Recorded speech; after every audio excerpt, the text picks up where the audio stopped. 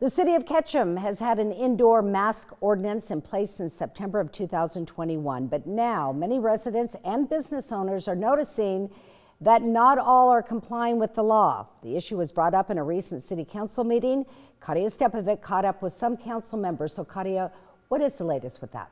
Well, Carolyn, the issue has been brought up in a number of city council meetings, and it was actually not even an agenda item on January 3rd's meeting, but that didn't stop some city leaders from voicing their concerns. I think the city should have done more outreach on our emergency order that is in place before the holiday season. Unfortunately, that didn't happen, but I'd like to see, as we get through these next few weeks and we see how it plays out, I'd like to see the city really take the lead. Councilwoman Amanda Breen voiced concerns from community members Monday about the lack of enforcement when it comes to Ketchum's current mask ordinance.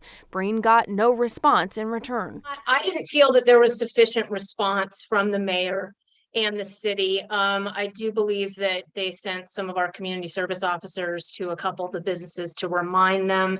I don't think it worked. The ordinance has been in place since September of 2021 with a $100 fine for not complying. Breen says the city has not once issued a citation and that community members aren't taking it seriously during a time when they should. None of us has ever said we want to send the mask police out and start citing everybody. That's not what I or many of the people in our community are saying we're asking the city to do. It's just there's a lot more outreach and a lot more, I think, warnings and strong pressure that could be put on some businesses here that just feel like they are not subject to what is luckily a temporary order. Breen fears that if anti-maskers keep it up, it could impact Ketchum's economy and businesses will be forced to close. I know of 2 restaurants this weekend just near my house that are closed as well because they don't have staff, because we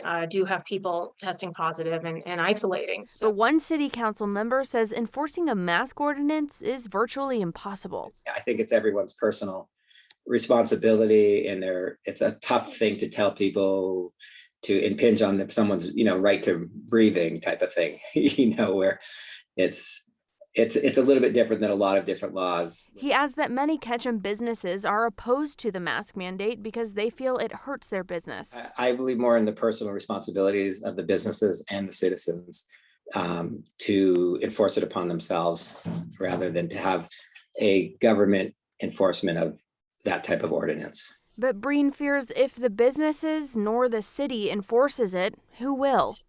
Ketchum needs to do more.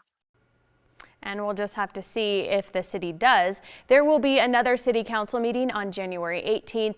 During that meeting, they will discuss whether or not to extend the current mask mandate, and if so, how it will be enforced. Carolyn? We'll see how it goes, like you said. Thank you so much, Katia, for that.